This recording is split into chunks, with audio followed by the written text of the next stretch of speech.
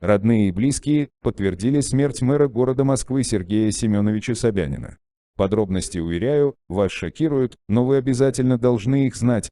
Служанка испугалась и тут же вызвала скорую. Когда в отделение скорой помощи поступил звонок из дома такого важного чиновника, была задействована лучшая бригада.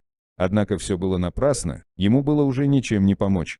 Стоит разобраться, как и почему умер вроде бы здоровый человек. Ведь на всех выступлениях по телевизору он выглядит здоровым.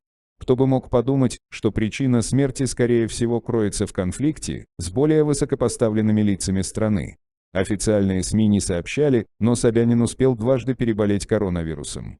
Первый раз болезнь его не сильно потревожила, он спокойно работал в дистанционном режиме и перенес заразу за неделю под наблюдением врача, который даже не лично, а по телефону выписал рецепт и говорил, что нужно для скорого выздоровления, а вот уже второй случай был очень тяжелый, он находился на аппарате ИВЛ постоянно. Обязанности в это время выполнял его заместитель.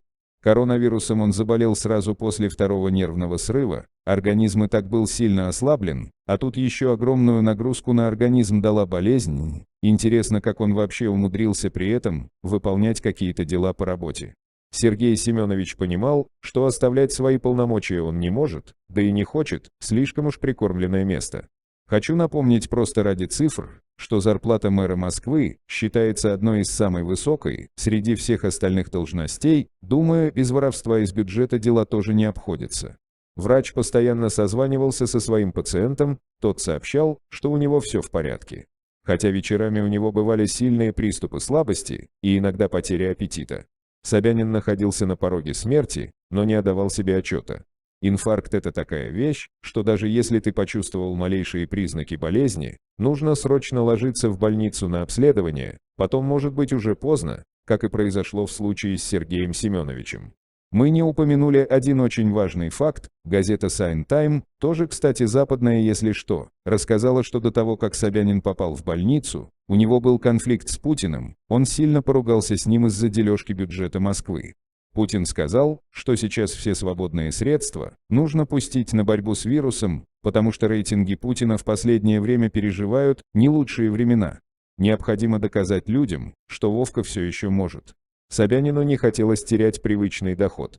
Вот этому источнику я бы не спешил доверять, уж слишком часто он дает непроверенную информацию. Хочу просто внести ясность всей картины, даже если ссора действительно была, но не убивать же человека из-за этого, тем более не думаю, что Сергея Семеновича сейчас реально кем-то заменить из существующих кадров незаменимый человек в системе Собянин. Первую информацию о плохом самочувствии мы получили поздней ночью, 18 января, от соседей дома Сергея Семеновича Собянина, ведь он жаловался еще с утра на своем участке, что крайне плохо себя чувствует. Следующую информацию нам сообщил один из врачей клиники, где работает врач, который обслуживает лично Путина. Собянин позвонил ему 17 января и сказал, что у него сильно болит голова и вообще он чувствует общую слабость.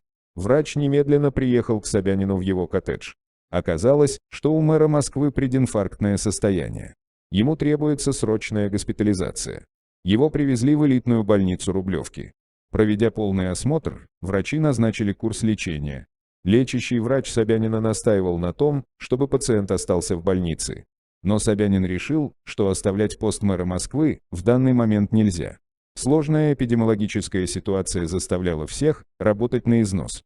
Собянин вернулся домой, однако поставил на быстрый набор врача. Как выяснилось позднее, Собянина беспокоило не только сердце. Совсем недавно у него произошел нервный срыв, который также сказывался на его состоянии.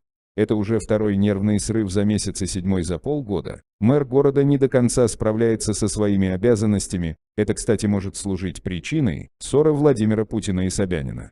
Все же это никак не сказалось на том, что Собянин решил позвонить именно личному врачу Путина, хотя, как кажется мне, у него просто не оставалось выбора сделать иначе.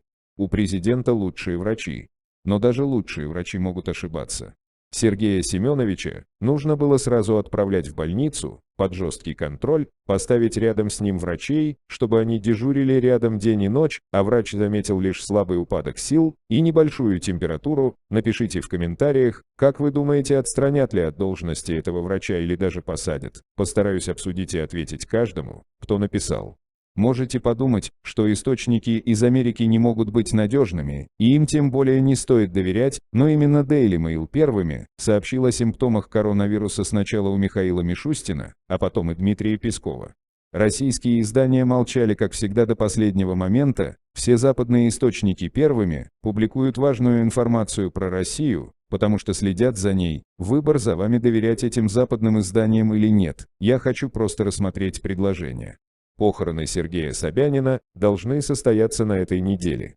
Точно еще неизвестно, когда будет объявлено официально о его смерти, но известно одно, что до следующих выборов в мэры города Москвы управлять будет его зам. Путин доверяет ему, как и Собянину. Я очень сильно удивлюсь, если об этой новости сообщат только через неделю или даже больше. Мэр столицы России уже будет похоронен, тихо и без лишнего шума, а президент соизволит отдать приказ только тогда, когда это будет выгодно ему, беспокоится о рейтингах наш царь. Стоит отметить, что подобные бесчинства делать для нашего царя не в первый, он решает проблемы, опираясь на свой собственный закон. Но это уже никого не удивляет. Нашим роликом мы не пытаемся навязать какое-либо мнение, мы просто сообщаем вам информацию, которая поступает к нам. Просим отнестись с пониманием. Если вы согласны с информацией в этом видео, поставьте лайк, если нет, тогда дизлайк. В любом случае, спасибо за просмотр, пишите ваше мнение в комментариях.